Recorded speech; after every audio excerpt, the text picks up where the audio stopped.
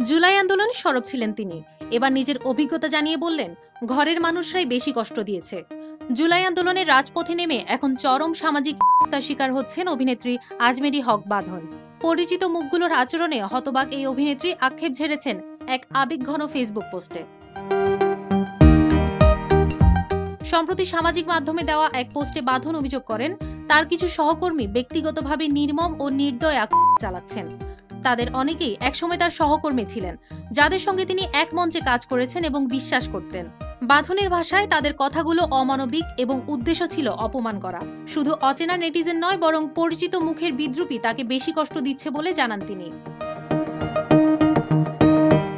তিনি জানান, জুলাই আন্দোলনে অংশ নেওয়ার পর থেকে তাকে কখনো রয়ের এজেন্ট, কখনো মোসাদ, কখনো বা সিআইএ এজেন্ট বলে কটাক্ষ করা হচ্ছে।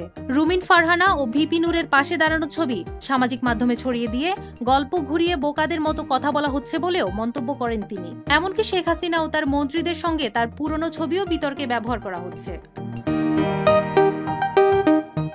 বাঁধন বলেন, তারা আমাকে গালি দিয়েছে, আমার অবস্থানকে অসম্মান করার চেষ্টা করেছে।